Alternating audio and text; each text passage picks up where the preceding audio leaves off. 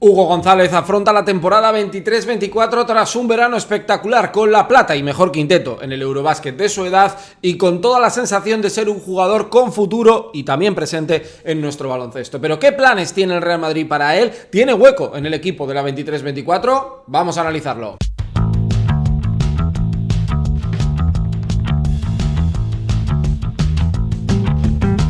Muy buenas, bienvenidos a mi canal, hablemos de básquet, hablemos del Real Madrid y en este caso para analizar la figura de Hugo González, uno de los jugadores con más futuro de nuestro baloncesto y que, bueno, pues después de un verano fantástico, ya el anterior lo fue, consiguiendo esa plata en el U17 en Málaga, bueno, pues fue en un mundial en este caso, este verano en el U18, en el europeo ha sido mejor quinteto, medalla de plata, perdieron contra Serbia, tenéis análisis en el canal y junto a Daimara han sido los dos referentes de la selección de Javi Zamora. Y ahora ya, los que ha terminado su verano con la selección, bueno, pues es momento de pensar en él en clave futuro, porque tiene condiciones, porque es evidente que está preparado y porque viendo un poco las alternativas de otros compañeros de generación, la Ignite con Izan Almansa, NCA, con otros jugadores, por ejemplo con Rod Martínez, seguir en ACB como el caso de Lucas Langarita, hay que ver cuál es el plan que tiene tanto él como el propio Real Madrid con Chus Mateo al frente. Lo vamos a analizar todo y os quiero leer en comentarios porque es un debate muy chulo que lo podemos extrapolar a otros nombres. Lo que pasa es que Hugo González, además, en contexto Real Madrid, un Real Madrid pues que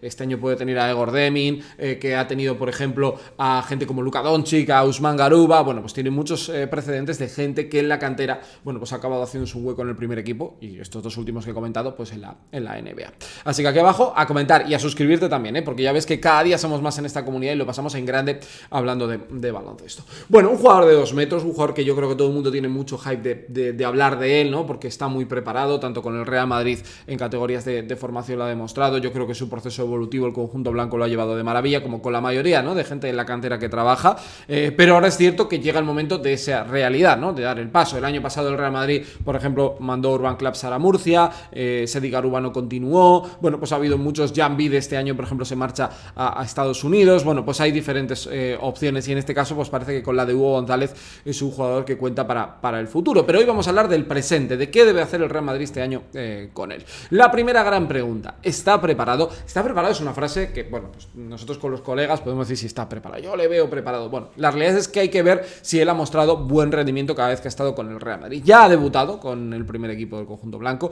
nunca ha sido un fijo en el sentido de jugar todos los días, pero sí que ha tenido participación y me da la sensación de que ese viaje previo de haber visto un poco lo que es la élite, de entrenar con la élite, ya lo ha pasado. Y ahora, bueno, pues es el momento de tomar decisiones. En los últimos tiempos no es tan fácil hacerse un hueco, ¿no? El propio Carlos Alocén empezó con Pablo Lasso hasta que sufrió la lesión. Ya hemos visto pues que Mateo Españolo no ha conseguido hacerse un hueco dentro de la estructura del Real Madrid, los otros nombres que he citado. Pero yo creo que Hugo es un jugador diferente, es un jugador que se puede parecer más al perfil Usman Garuba, ¿no? No vamos a poner el de Luka Doncic porque eso está otro al nivel, pero sí al de Usman Garuba, es decir, un jugador que pueda estar más o menos preparado, o el propio Eli Ndiaye para hacerse un hueco dentro del primer equipo. Para mí sí está preparado. Yo creo que el primer gran condicionante que tiene un jugador es la cuestión física, porque además el Real Madrid no compite solo en ACB, juega Euroliga para ganarla, es el vigente campeón de Europa y tú tienes que tener un jugador preparado para ese nivel y yo creo que Hugo está, ¿no? Le hemos visto, por ejemplo, en el último Eurobásquet, bueno, algunos mates increíbles, tapones fuera del normal, capacidad para rebotear, jugar fuera de una posición que no es la suya. Él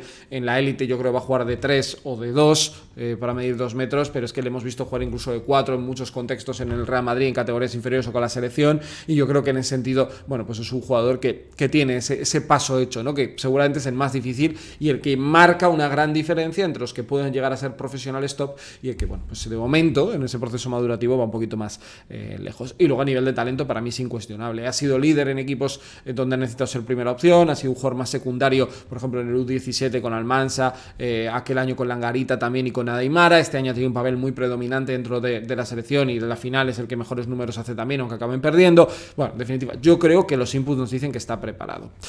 Luego otro tema, el tema de la posición y la competencia. Claro, el Real Madrid no es un equipo cualquiera, en el sentido de que no tienes una plantilla de 10 o 11 jugadores buenos. Para que os hagáis una idea, sin contar los bases, donde están Sergio Rodríguez, Campazo, pueda estar Carlos Aloceno o pueda haber otros nombres, en el perímetro, en los puestos de 2 y de 3, tiene que competir con Gaby Deck, que es cierto que este año de momento va a jugar más al 4 porque no tiene otro 4 suplente.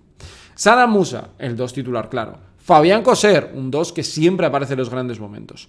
Mario Gessoña, otro 3-4, pero que ha acabado muy bien la temporada. Rudy Fernández, 5, un veteranísimo que te ayuda mucho en la posición de alero en los momentos clave. Alberto Abalde, que daba la sensación de que podía salir este verano, pero de momento no se sabe nada. Y Sergio Llull. Es decir, hay 7 jugadores para 2 puestos. Es cierto que Gessoña y Gavidec pueden ir al 4, pero vamos, hay overbooking para esas posiciones, pese a que se ha vivido la salida de Adam Hanga rumbo a Estrella Roja. Es decir, él sería el 7º de esta lista, y aquí habría que debatirse, ¿no?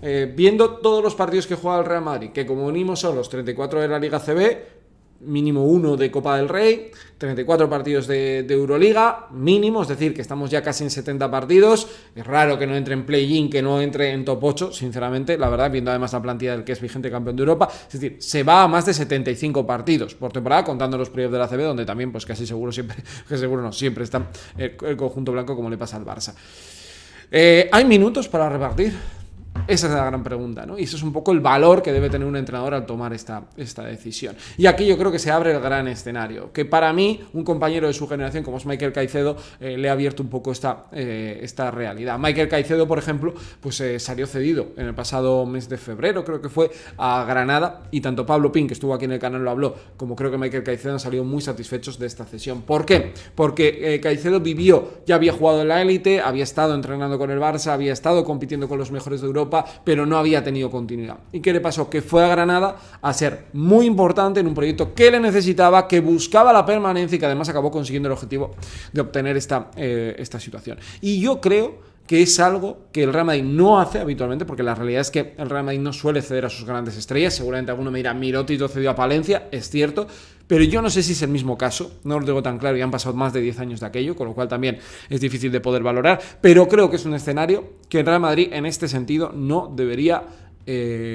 valorar, debería valorarlo, dar una vuelta y ver si le encaja. Porque no hablo de Granada, que tal vez pueda ser, hablo de Palencia, hablo de Andorra, hablo de muchos equipos donde él pueda sentirse importante y valorado. Pensando un poco en la historia de nuestro baloncesto, es cierto que hay casos, ¿no?, llamativos de jugadores que han salido cedidos. Yo siempre pongo el de José Manuel Calderón, Alicante, Fuenlabrada. Podemos poner casos pues como Luis Escola, que Baskonia lo cedió a Gijón y subió con el equipo a Gijón y estuvo en ACB. Casos de un Thiago Splitter que estuvo en Bilbao. Pongo muchos del Baskonia porque creo que es un poco este caso de cederlos antes de traerlos, porque el Real Madrid pues igual no lo ha hecho tanto en la época reciente. Y luego, bueno, pues casos, por ejemplo, de Sergio Llull, ya brilló en Manresa, que en un contexto de un equipo pues más limitado económicamente, y cuando descendió lo acabó fichando el Madrid. Es decir, que ese tipo de movimientos se han dado, se pueden llegar a dar. Es cierto que está muy bien lo que pasó con Garuba, o con Rudy, o con Ricky, o con Juan Carlos Navarro, ¿no?, por poner ejemplos de diferentes equipos, pero incluso voy a poner otro. Jorge Garbajosa tuvo que salir de Vitoria para irse a Treviso, crecer como jugador y evolucionar. Es decir, no es fácil crecer y convertir en estrella en el lugar donde te has formado, ¿no?, que es el caso de González, sin un paso previo pues para apoyarte, coger fuerza, entender lo que es la vida, hacerte mayor, ¿no?, también, y vivir otro tipo de experiencias que te pueden venir realmente bien. Es decir, aquí hay tema. El propio Facundo Campazo, mira, voy a poner el ejemplo. El Facundo Campazo fue cedido a Murcia y les fue muy bien, ¿no?, la cesión, tanto en Murcia, que acabaron contentísimos con el Facu, como el propio Campazo, que volvió siendo otro jugador. Y fijaros ahora, pues que estamos hablando de uno de los mejores bases del viejo continente. Es decir, se puede dar, está ahí el tema, y yo creo que es algo que se debe valorar. No a cualquier equipo, pero sí un equipo donde tú tengas confianza de que pueda tener minutos, porque yo creo, sinceramente lo digo, que puede tener minutos, que puede ser importante. Pero para ir a un equipo donde no vaya a jugar, eso sí, que yo tampoco lo veo muy claro.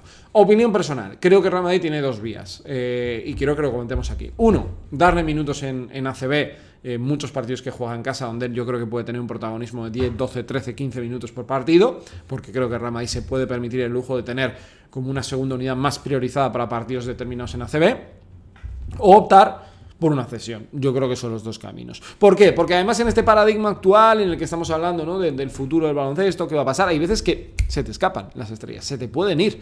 Y para mí Hugo González, viendo el futuro, además que el Real Madrid afronta para la 23-24, donde ya hicimos un vídeo hablando de cupos, donde tiene tantas decisiones que tomar, porque muchos, excepto Dec, que ha renovado, muchos acaban contrato este próximo verano.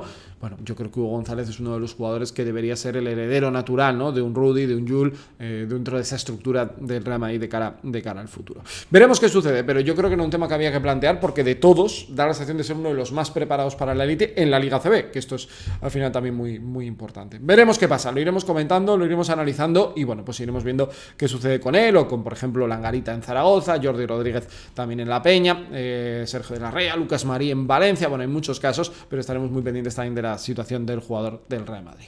Nos vemos en el próximo vídeo, a comentar por aquí abajo y seguimos hablando de básquet. Hasta luego, adiós.